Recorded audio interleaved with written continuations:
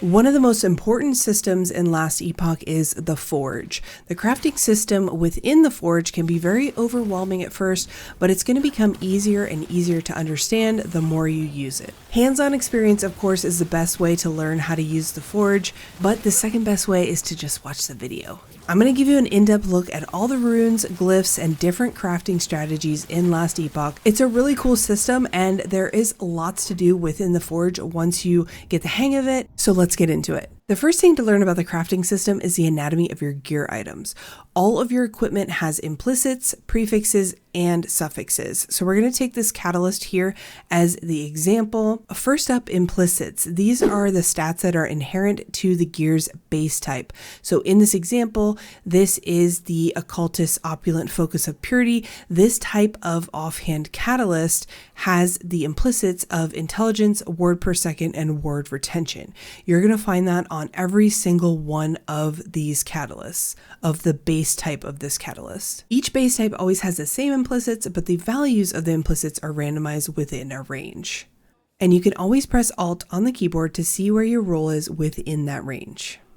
Prefixes and suffixes are the modifiers on the equipment, and they're located in the section below here, below the implicits, the necrotic damage, fire damage, necrotic resistance, and word per second. You can see that they're prefixes from that little triangle caret there on the left-hand side, and the suffixes have the one on the right-hand side, or if you press Alt, it actually tells you prefixes and suffixes right there. These affixes are going to be on the item when it drops, or they can be added and modified later through crafting using shards. So sometimes you won't see all four initially on a dropped item. However, the number of the affixes on an item often determines its rarity. So if you get a blue one with less than 4, you can use the Forge to add those affixes and it will turn rare. Affixes also have 7 tiers, with tier 1 being the lowest and tier 7 being the highest. You can see that again by hitting Alt.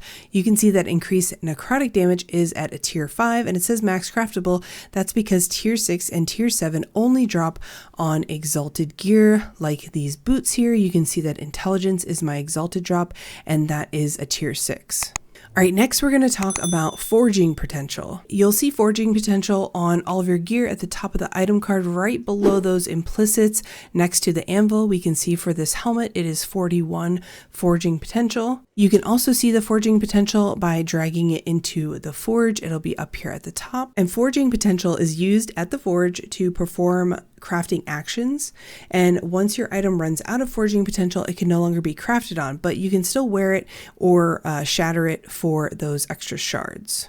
So when you go to complete a crafting action, you can see down here at the bottom, it says cost 1 to 24 forging potential, and it's going to be a random roll within there, and you can use glyphs to kind of mitigate some of that cost. Of course, higher rarity items generally drop with more forging potential, but it is RNG how much you get on them. But as long as you have any amount of forging potential remaining, you can craft on that item in the forge. So there are lots of RNG elements to the system, which makes it a lot of fun when things go your way and can kind of be a bummer when things don't, but it adds a lot of replayability to Last Epoch and to finally getting those perfect pieces for your build.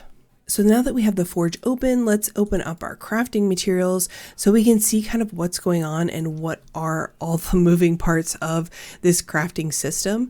So we're going to have runes up here at the top. We have glyphs and we have affix shards. Now, affix shards you're either getting from shattering items into shards or just picking up on the ground as you run around in the game. These are the ones that you're going to be hitting transfer materials, and they all just go into your crafting materials bag. Now, if we open that back up, you're going to see how many of each of the different shards you have, and there are a lot of them, and some of them are more rare than others, which is why I always try and put that in my loot filter, that I want those rare affixes, so I always have a nice bag of shards if I ever need to use them. And if you're looking for information on loot filters, I do have a video about that as well. But you need shards in order to upgrade or re-roll your affixes. So they're definitely very important to pick up. All right, the first thing we're going to do now that we have the forge open is to go over some crafting examples. First up, let's talk about shattering, because this is probably the first thing you're going to do in this forge and something you're going to do as you're playing through the campaign and as you get more shatter runes. If you're looking to get shatter runes, and honestly just a really good tip is to visit the blacksmiths. You can find one if you're monolith farming in the monolith. You can find one here at End of Time and a couple of the other towns, but they're always going to have shatter runes, and I would recommend just buying all of these up, because you're always going to have stuff that you need to shatter and that's worth shattering for the shards. So let's do that real quick and I'll show you guys what it looks like. So this helmet right here, say I want that summon volatile shard off of there. We can see that it's level 4, so it's a pretty good chance I'm going to get that shard. However, you can get shards from anything. It is random. So we're going to put in this helmet and then we're going to pick the Rune of Shattering, and that's all you need. You don't have to worry about any glyphs for shattering, and it's going to give you a random chance to get any of these shards. So we go ahead and shatter and you'll see we got 3 mana shards and 2 armor shards. So we didn't get the summon volatile, but that's all right. We just keep shattering and keep hoping for shards that we need. But that is it for shattering. That's literally all you have to do. Next up, let's talk about the Rune of Discovery and how to add affixes to pieces of gear that drop with less than 4. As you go through the campaign and early on into monoliths, you might find blues that you can actually upgrade to full on rares just by using the Rune of Discovery here to add on the rest of the affixes that you're missing. It is random, but it doesn't cost any forging potential.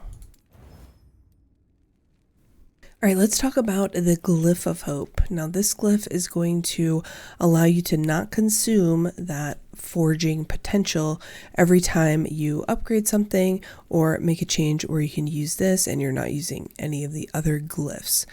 So this ring right here is a pretty good ring for me. I like the rolls, but the necrotic damage and the spell damage are pretty low.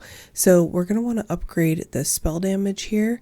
As you can see, it's 8% starting out, tier 1, kind of low, but we're going to use Glyph of Hope and hopefully we can get a couple upgrades out of this to use it until we find a better one, like an exalted ring or something. All right, as you can see, we're still at forging potential 15, which means that the Glyph of Hope kicked in. It says Glyph of Hope preserved forging potential, so we can keep on going. And hey, that was pretty nice. It didn't use the Glyph of Hope, and we also got a critical success, which means it went up even further.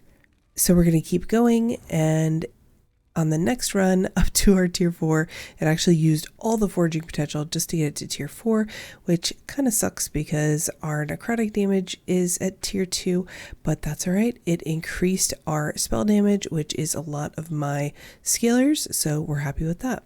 So what I'm going to do for this piece is just keep it and wait, and hopefully I will get some shards in here where I can upgrade and reroll with that Glyph of Chaos. However, if I didn't have any forging potential, or if I just was unhappy with the outcome of this, then I would go in here and choose Rune of Shattering and shatter it to get potential shards for my next items. All right, so we talked about Shatter, we talked about Rune of Discovery, and those are the 2 basic things you're going to be using as you go through the campaign. Now, as you get into early monoliths and you want to start maximizing your gear, you're going to start to use Glyph of Hope, which we talked about to prevent it from using the forging potential. So let's talk about this offhand catalyst. It has the prefixes increased elemental damage, increased necrotic damage, and the suffix chance to shock attackers. So that's pretty good for my build. It already has a tier 5 necrotic damage, which is great. We don't have to waste forging potential on that, but we want to add a suffix exactly what we want. Now for my build, I scale damage off of necrotic resistance, and you can see that I have a bunch of shards already ready to go for necrotic resistance. So if you want to add a specific affix to your gear because it's missing 1 or 2, all you have to do is just click on that plus sign, find the one you want. Obviously you have to have shards for it, so that's why it's important to break things down with Shatter and to find stuff on the ground, farm up some of those affix shards in your monoliths, and then we're going to put the necrotic damage here. We're going to use Glyph of Hope because this does take forging potential. It says right here costs 1 to 18, so we really don't want to have it be 18. That's why I would recommend in the lower levels and in the campaign that you just use the Glyph of Discovery because it doesn't cost any forging potential to add perks onto there. However, we want this to be very specific because this is a good setup for this catalyst.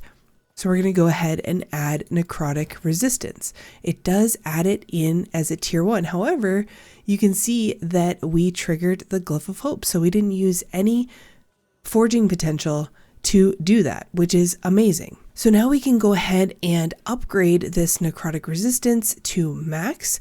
If we want to go ahead and do that, we are going to keep the Glyph of Hope in there, and we have shards to do so. So we're just going to upgrade. Now that took 1 forging potential, which isn't a lot. We're going to upgrade to 3 to 4, and then we're down to 6 forging potential, which is kind of rough, but that's all right. The 10, and now we're down to 6 forging potential, which is not very much, and we've almost maxed out this piece. Unfortunately, this elemental damage is still a tier 1, but everything else is pretty close to max. But we only have forging potential 6 left over. What I'm going to do instead of upgrading this all the way to 5, I'm going to use that last little bit of forging potential, and we're actually going to try to seal the elemental damage. So if we go over to here, this Glyph of Despair has a chance to seal an affix instead of upgrading it. The sealed affix is moved to its own slot, leaving its old slot open for you to use to add a new affix. Now it's important to know that the chance to seal is higher when the affix is a lower tier. So this is the lowest tier we can get. So we should be able to seal this and then use a Rune of Discovery to get a new prefix. So that's what we're trying to do here. I just wanted to show you guys some ways that you can use strategy to get crafting. So we're going to try and seal this. I only have 1 of these. This is probably not a piece that I'm really going to use, but maybe. I already have a pretty decent one over here, but we're going to try to seal this just as an example to show you guys. And we did seal it. Success. As long as it's like 1, 2, and sometimes 3, it will seal. If not, it upgrades. So if it doesn't seal it, it will upgrade it. So at least you get something out of it. And it only cost 5 forging potential, which is amazing. So there are a couple things we could do here. We could do a Rune of Discovery and just get a random new prefix here, but it may be something that we don't have shards for, and so we won't be able to upgrade it. It's going to be tier 1, etc.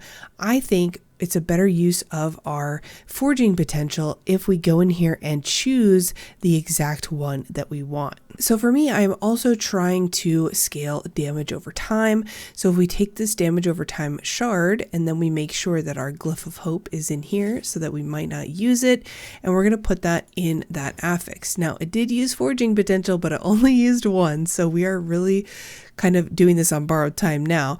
But what we want to do is upgrade this damage over time and see how many upgrades we can get with 4 forging potential. So hopefully you guys can see my thought process here and what we're going through. So we upgrade. We did unfortunately go down to 0 forging potential. It upgraded it to 2, no critical success, which also will randomly upgrade any of your affixes. So that's another way to kind of get away with it as well. So those are the crafting examples that I use the most, and the runes and glyphs that I use the most, but we're going to go over all of them so you guys have an idea. I'm going to talk about the Rune of Removal. Hold on, let's put that in there. We've got the relic in here, and the Rune of Removal, this red guy right here, is going to remove a random affix on an item, and you're going to get shards equal to its tier. Now this is a way to get more shards out of destroying your gear, and it's also a way to just remove an affix if you want to put something different on. However, it removes a random one. So you don't want to be putting something like this in and then you remove and it ends up removing your tier 6 item off of your exalted. So be very, very careful. I usually only use these instead of shattering in order to try and get the full amount of shards if it's a piece that has a lot of good stuff. So say we wanted to get this harvest off of here because we're using that skill and we want to get shards for plus points into skills because those are a little bit on the rare side as far as shards. We would take this and we would put in a Rune of Removal. It is going to cost forging potential, so make sure you have Glyph of Hope there. And then we've got 28 total. So remove, and it didn't pick our level of harvest. It picked the mana regen shards. Remove again, and now it picked the level of harvest. Now we don't have to remove our elemental resistance. We can just go ahead and fully shatter this piece, and it's good to go. Next up, I'm going to show you guys another example, and we're going to use 2 different runes in this example. The first one's going to be a Rune of Research, which seals an experimental affix on the item. This is guaranteed to seal, not like the other one where the lower tiers are more likely to seal. This one is guaranteed to seal. This one is experimental armor applies to damage over time. So we're going to use Glyph of Hope. We got 38 forging potential to start, and we got Rune of Research. We're going to seal it. And then we're able to put a new one on here. I think again, we're going to go for damage over time. And we only have 10 affix shards, so we need to start prioritizing shattering some of those items, but we're going to add the affix here. We went down to 9 forging potential after that, which is kind of wild. These affixes do not have really high tiers. I'm going to show you guys how to use the Glyph of Chaos. So we're going to use the Glyph of Chaos to get different resistance here and see what happens. Cold resistance, not too bad. Now let's use the Glyph of Hope so that we don't use any more forging potential, and we're going to try to see if we can upgrade these as much as possible. Up, and there it goes, forging potential to 0. So you can see how quickly 38 forging potential can turn into nothing. However, we did seal the affix and we've got decent stats on here. So now that we don't have any forging potential on that, I can't re-roll the tiers inside to show you the next rune. So we're going to move on to another one. I'm not going to use anything that I'm wearing because I am too scared to re-roll anything. So let's put this staff in here and we're going to see if we can re-roll these stats. Basically, you can take a look at your range where they are within that range. They're not going to increase. So like necrotic damage is not going to go up to 2. However, you want to use Glyph of Hope, you want to use Rune of Refinement, and then they're going to actually re-roll. So you have to kind of remember where you were at and see if it was anything good. I don't really recommend using this. I would rather just find some good rolls unless it's a perfect piece, but the rolls are actually really, really low. But I would just recommend not really using this. The next one we'll briefly talk about is Glyph of Order. I don't think I've ever used this one, but this is used when you are upgrading to another tier of your affix. You're going to use this Glyph of Order and you're going to choose. So say we wanted to increase health regen to tier 2. Right now it's almost at the max tier 1. It's 21% increased health regen out of 22. So let's see if we increase this, it's actually going to, it shows you here, upgrade to 37%. So that is going to take your forging potential down and it's going to increase to 37% out of 38. So if you have an affix that you really, really like and it's at the top of the tier and you want it to stay that way when you upgrade, then you could use this. So the closer you get to having perfect pieces, the more you can play around with this. I would say for the most part, you're going to be using Glyph of Hope or Glyph of Chaos, and that's about it as far as the glyphs. Sometimes you'll be using the seals, but as you can see, I don't really have any of those. And then down on the rune list, you're going to be using shattering, discovery, maybe some removal for the most part. The rune of shaping is going to reroll all of your implicits. So you can look up top that fire resistance can be from 19 to 36%. This chest piece has 34%, so there would be no reason to re-roll it, but you can use that rune if you want to re-roll those implicits. So if you got 19%, you would probably want to use one of these. However, it does take the forging potential, so I don't think it's worth using 1 to 25 forging potential. It could literally just take your entire forging potential just for re-rolling the implicits. So unless the piece is already really, really good, I wouldn't use this one. And then lastly, the only other one we didn't talk about was Rune of Ascendance. This rune takes whatever item type this is, whatever item type you slot in there, and it's going to give you a unique version of whatever that is. So it doesn't have to be the same class type, the same anything. It doesn't matter what it is, just if it's boots, gloves, ring, belt, etc. You can't do this for helmets, but anything else you can ascend. It says changes the item into a unique or set item of the same type. None of the other properties are retained, so it is literally just saying I want a unique relic. So let's go ahead and ascend and see what we got. Box of Hydra, that's new. Mage relic. I keep getting mage stuff, so maybe it is in the stars that I need to make a mage, but that's pretty cool. So if you're looking to make some uniques, It's a really nice way to do that. If you get a Rune of Ascendance in the campaign early on, definitely use it on some boots. You could get some nice movement speed ones that way. For me in the campaign, I did that and I got the Morning Frost boots, which give me 23% movement speed, which is amazing in the campaign just to go zoom and get through it. But that is how you craft in Last Epoch using the Forge. I hope it was helpful to you. If you learned something new or if you enjoyed the guide, definitely leave a thumbs up and subscribe if you haven't already. And I will see you guys in the next one. Bye.